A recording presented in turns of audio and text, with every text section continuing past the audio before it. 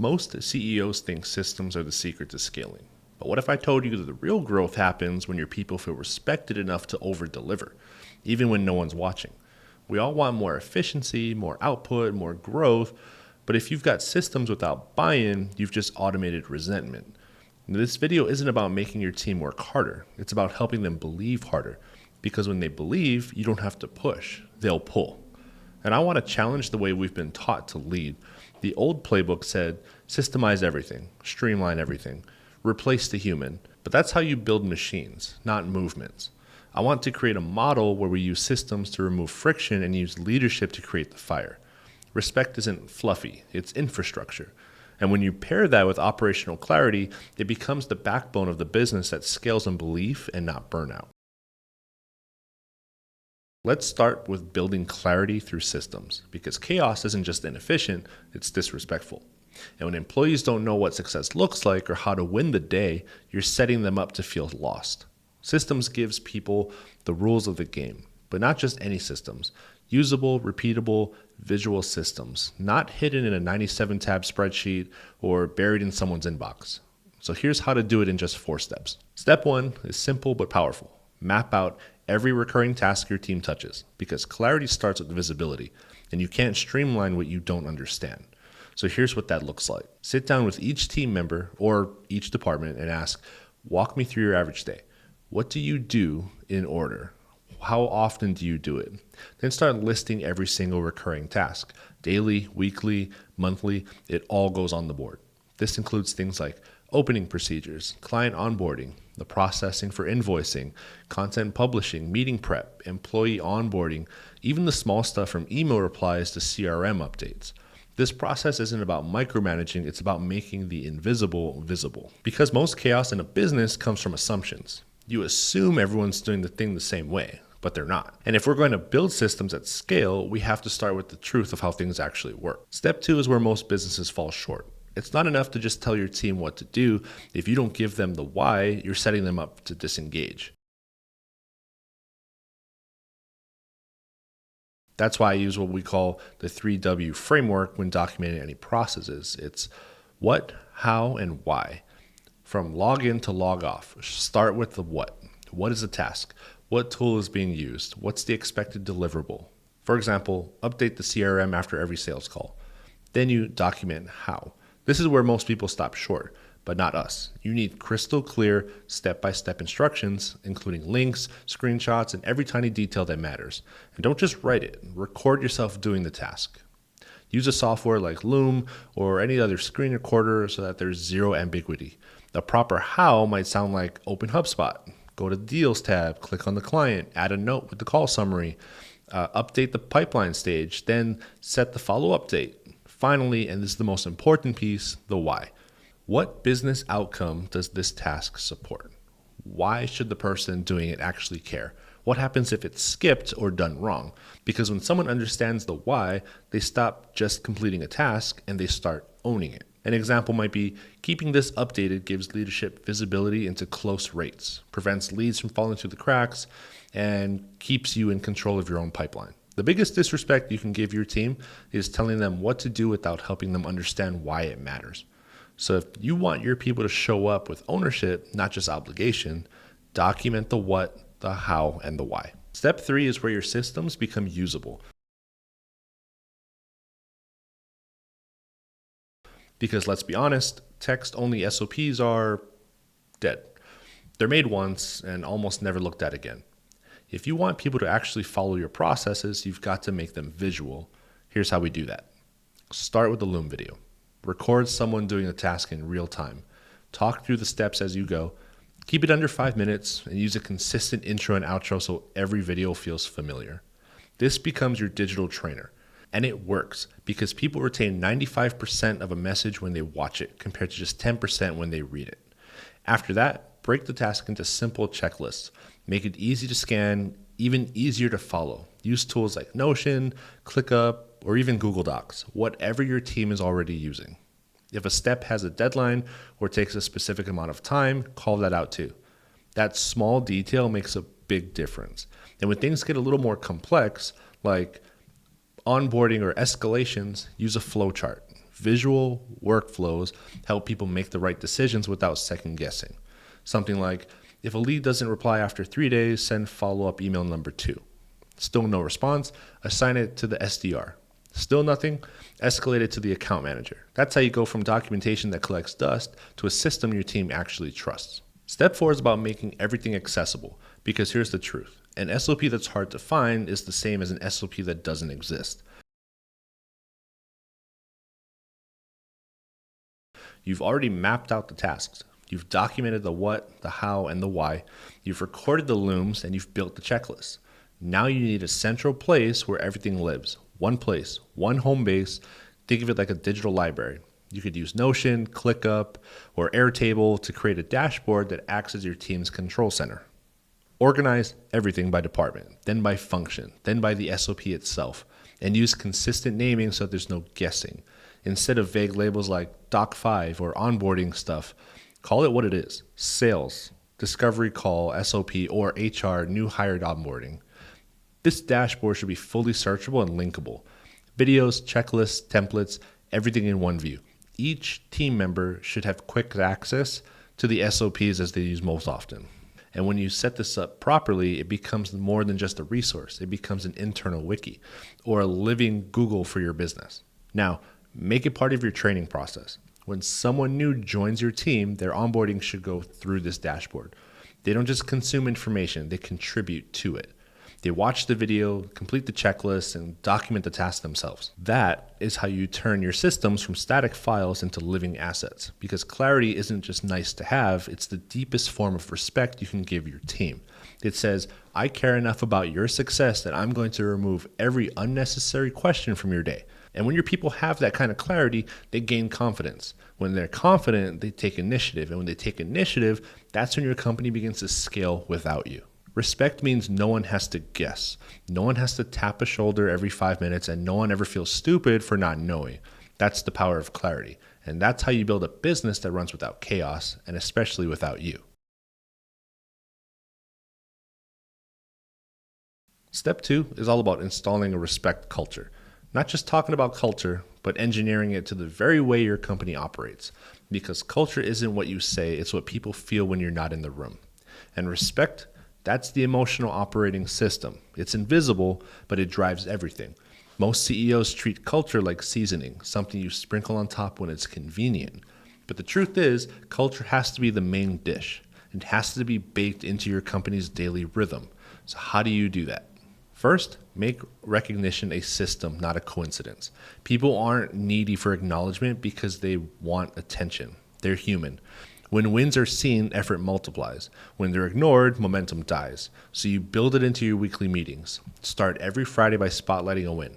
Not just KPIs or sales numbers, but behavior-based. Who showed up with character? Who lived out the mission? Create a Slack channel like hashtag kudos or hashtag respect. Give your team a space to shout each other out. Make it a normal part of company life, not just something that happens on anniversaries. Every month, spotlight one team member with a short write-up and a 1-minute video explaining what they did, why it mattered, because when recognition becomes part of the system, belief becomes part of the culture.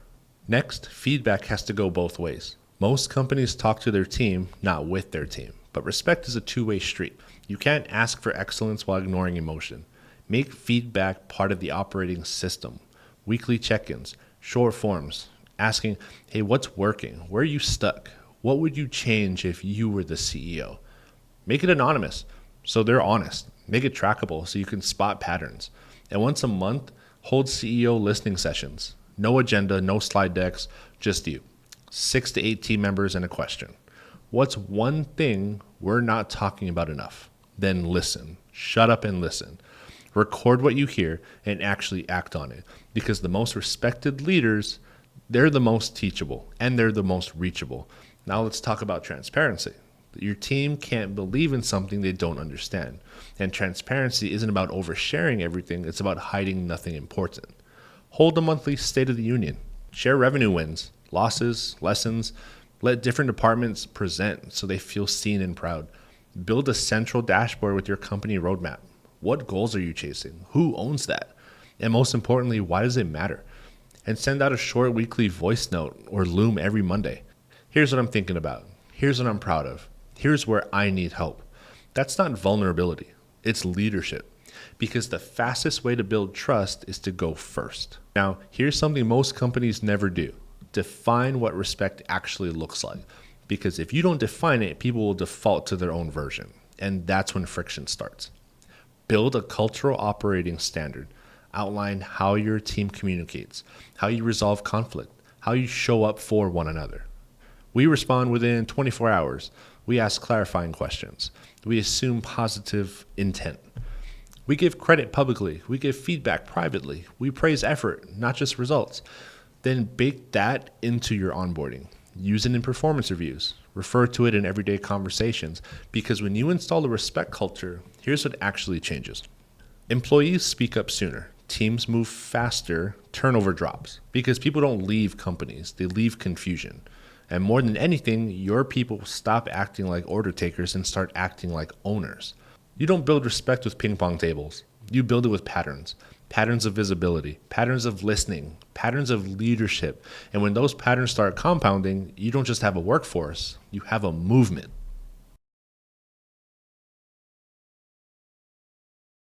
Step 3 is all about training your team for ownership. And this goes way beyond delegation. Most CEOs think they've delegated a task, but really they've just dumped it on someone. They hand something off with little context, vague direction, no room for the person to actually own the outcome. But real ownership, that requires training.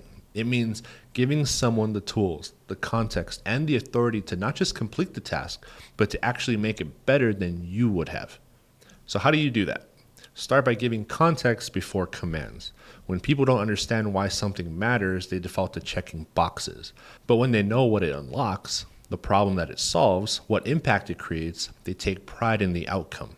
It's the difference between saying, I need the onboarding deck updated by Friday versus I need the onboarding deck updated because our new hires are feeling lost. If we get this right, they'll hit the ground running with confidence from day one.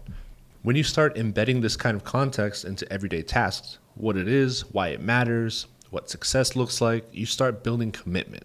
Because no one wants to be a cog in a machine. They want to know how their piece powers the whole. Now let's talk about metrics. Ownership thrives when outcomes are visible. If you don't have a metric system, you end up micromanaging because you have nothing else to measure. So instead of hovering, build scoreboards. Every role in your company should have at least 3 to 5 key metrics that define success from their point of view. A client success manager might own response times, NPS, and retention.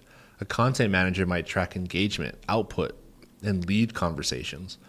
You review these in one-on-ones. You track them weekly, and ideally, you let your people set their own targets. Because when people own the scoreboard, they start playing the game like it matters. Now take that one step further with mini P&Ls and departmental ownership. Even if your team is small, let your people manage real budgets and make real decisions. Give your marketing lead control over an ad spend. Let your ops person own the onboarding and system and analyze the ROI for the new tools. Give your sales manager the freedom to test offers and track CAC versus LTV. Because when someone owns a line item, even a small one, they stop thinking like an employee and start thinking like a partner. Now here's the deeper level. You're not just handing out tasks, you're building role identity. People don't take ownership over a job description, they take ownership over who they are inside the company. So instead of saying, hey, you're the marketing manager, say, you're the voice of the brand. You make sure the right people hear the right message at the right time. Instead of ops coordinator, say, you're the bridge builder. You make sure every moving part of the company connects seamlessly so nothing slips through. When you give people a mission-based identity, they show up like they own that mission. It becomes personal. And here's one of the most underrated parts of training ownership. Promote before the title. If someone's already acting like a leader, let them lead. Do not wait for a promotion cycle or a formal announcement. Invite them into strategic meetings. Let them run part of an all hands. Ask them to train the next new hire. Because the moment someone feels seen as a leader, they start becoming one. And if you want to make it repeatable, create a leadership track for every role. What does initiative look like? What projects signal they're ready for more? How do you reward leadership before the title changes? Because ownership isn't something you demand, it's something you design for. You don't train ownership by telling someone, take ownership. You train it by creating a world where ownership is the norm, where clarity is expected, where context is baked in, where people are trusted before they're proven. And when you do that, they stop waiting for permission and they start building the future with you. It's not magic. It's just respect, disguised as leadership.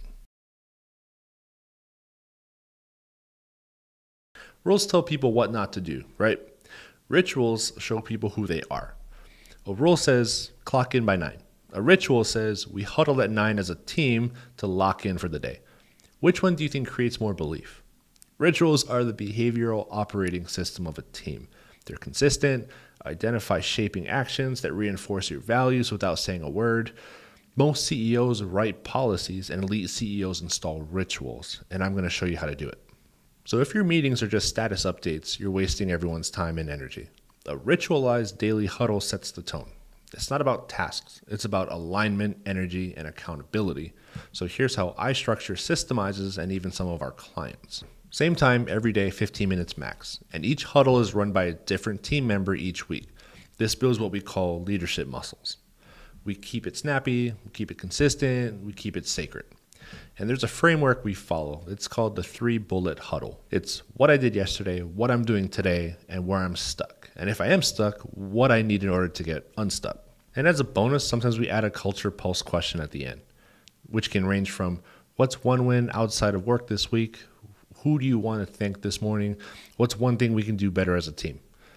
What this does is this turns your team from a group of operators into a squad of believers. So next we have monthly one-on-ones. We build people, not just performance. If the only time your team gets personal attention is during a performance review, you're leading from a distance. You want to ritualize personal connection because when people feel known, they feel loyal. All it takes is 60 minutes a month, and do not make it about KPIs. The easiest way to do it is to split it into 3 buckets. Number 1, personal check-in. How are you really doing? What's energizing you outside of work? What's something you're struggling with? Number 2 would be growth focus. What do you want to learn or master next? What would make this role feel 10 times better for you? What feedback can I give that would help you grow? And number 3 is reciprocal feedback. How can I be a better leader for you? What's one thing we should stop, or change as a company? Respect is felt most in quiet, consistent conversations. That's where loyalty is earned. This is literally what Systemize was built on. It was built by those who were underappreciated and not heard. Systemize employees are the ones that told their past employers, hey, I think we can do this better. Or, hey, if we do it this way, I think we can make more money or we can save more money. Imagine for a second where their former companies would be had they just taken 30 seconds to truly listen to actual people who are building their company. There's this quote that I really like, but I forget who it's by. It's the culture you scale is the one you celebrate. Think about that for a second. If you don't ritualize recognition, you'll forget to give it, and your team will forget why they should care. So let's talk about building a strong team culture without overcomplicating it. So here are 3 simple rituals that create trust, recognition, and real momentum inside your business. The first one is weekly wins. Every Friday, before your team signs off, go around the room or on Zoom and have each person share one win they're proud of, big or small. Doesn't matter. It's all about creating a rhythm and reflection and progress. Let teammates shout each other out. It builds camaraderie and accountability without forcing it. The second is monthly culture awards. Now, this one isn't about performance. It's about values, your company's values. Each month, create fun mission-aligned award categories like Bridge Builder, like the most collaborative teammate, or the Signal Booster, the best communicator, right? The Founder Mindset, took massive ownership. Winners get a small gift card, maybe a custom Slack emoji and a shout out in a company newsletter. It's small, but it sticks. And the third is surprise appreciation drops. Once a month, choose 1 to 3 people on a team. Send them something unexpected. It could be a handwritten note, a gift, or a quick thank you video, or a quick thank you note. No reason, no milestone, just respect. Because recognition should never have to be reactive. It should be baked into your operating system. These three rituals don't take a lot of time, but they create connection, consistency, and culture. And when you build a culture where people feel seen, you don't have to push them to perform. They show up ready. Step 4 is all about ritualized storytelling, because facts explain, but stories inspire. And when you want your values to stick, you have to tell stories where those values actually won. That's how tribal knowledge becomes cultural memory, right? Every week, start your team meeting with a short 90-second mission statement. Maybe it's a customer success story. Maybe it's someone who quietly lived out one of your core values when no one was watching. These stories are the glue that hold your culture together. And as the founder, you have to go first. Record a short loom every week, 2 to 3 minutes. Share what you're learning, mistakes you've made, or a story from the early days that shaped your mission. When you lead with your story, your culture becomes remembered, not just referenced. But stories alone aren't enough. You have to codify your rituals. Because if your rituals only live in your head, they have to die the moment you step away. So write them down. Create a culture manual. Make it include your core values, written as behaviors, not buzzwords. Document every ritual, every rhythm, every piece of internal language, from how you give feedback to how you resolve conflict, to how you celebrate wins. Make it a part of onboarding. Review it quarterly and evolve it over time with your team. Because rules create compliance, but rituals create identity. And identity is what makes teams move together without force. So if you're tired of repeating yourself, don't just write more policies. Build rituals that do the talking for you. Now let's talk about step 5. Document and scale it. Because what you don't document dies. But what you do document, that scales. Most CEOs document tasks. Some document systems, but very few document leadership. And that's why most businesses stall when they try to grow. This step is about turning everything, your operations, your decisions, your culture, into a system that trains people without you. So when someone new joins your team, they don't just learn what to do, they learn how to think. Start by building a centralized operating system. One dashboard, one home base. Notion, ClickUp, Airtable, whatever works for you. Everything lives there. SOPs, rituals, scoreboards, onboarding paths, and even a leadership library. This system should be so clear that a new hire can be 80% effective within the first 7 days, without needing to ask more than once. Then, codify your cultural operating system. Don't just document what the job is, document how it's done here. Write core values as behaviors. Lay out company rituals with clarity on who leads them, what's expected, and how you measure success. Define the communication standards, conflict protocols, and how people are recognized. Create a living library of stories, client wins, team breakthroughs, founder mistakes, early day grit, because culture scales when stories are remembered. Then document your leadership philosophy. One day, someone else will lead your company. Will they guess, or will they know how you thought, how you made decisions, and what you stood for? Show them your frameworks, how you prioritize, what you believe about leadership risks, growth, people. Capture your default modes for emergencies, mistakes, and celebrations, even your personal sayings, those mantras that subtly shaped how your team thought, because when people know how you think, they start acting like you without needing your permission. Finally, build modular systems that can be transferred.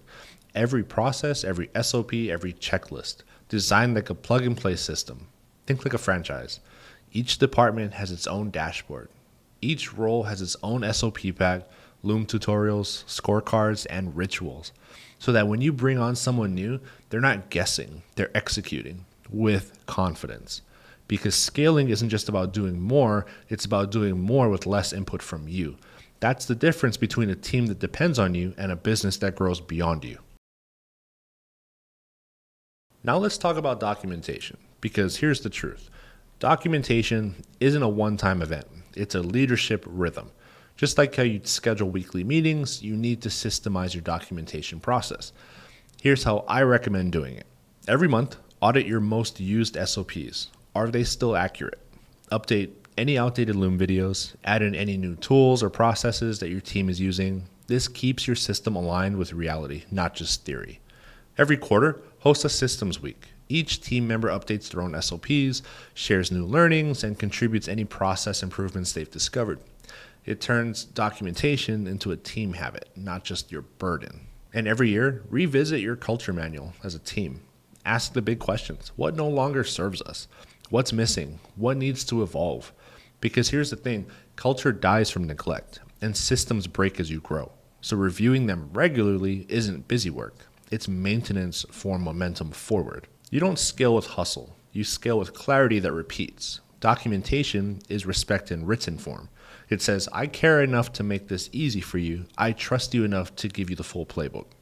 And when the playbook lives outside your brain, that's when you go from operator to architect. Because systems may run the business, but documentation is what lets it run without you. So let's take a step back for a second. We just went deep into what most CEOs ignore, not because they don't care, but because they've been taught to only focus on strategy, scale, and systems. But here's the truth. You can't scale what your people don't understand. You can't delegate what isn't documented, and you can't grow sustainably if your team doesn't believe. Here's what we've covered so far in this video. We mapped out exactly how to turn recurring chaos into consistent clarity, because if your team has to ask how to do the same thing twice, you're not leading, you're leaving them behind. We broke down how to operationalize respect with public recognition, feedback loops, and transparency rituals that create buy-in at every level, because your team will only go as far as they feel seen. We showed you how to build a team of thinkers, not just doers. Mini P&Ls, scoreboards, and mission-based roles so you stop being the bottleneck and your people start becoming leaders. We replaced micromanagement with rhythm, because when behavior becomes consistent, belief becomes automatic, and that's when culture scales without culture policing. And we gave you the full blueprint for turning your operations, beliefs, and leadership into systems that teach themselves. So your business doesn't rely on memory, but infrastructure. So why does this all matter? Because deep down, you know what the real problem is. You're tired, you've outgrown the hustle, you've scaled the revenue, but the team still needs you in every fire.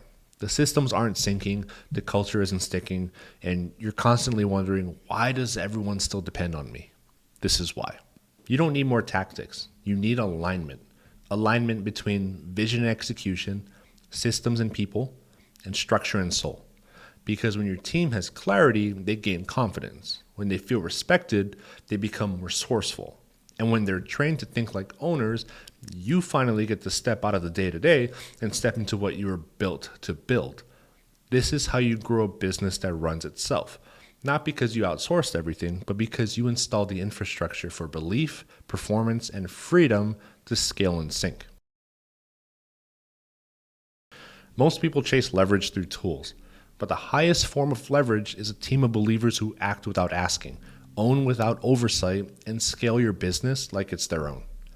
This is what we owe our companies. This is what we owe our people. This is what we owe ourselves. If you've made it this far, thank you so much for watching. Now go build something that runs on clarity, grows through respect, and scales with ownership. Because leadership isn't a title, it's a transfer of belief, and that transfer starts with you.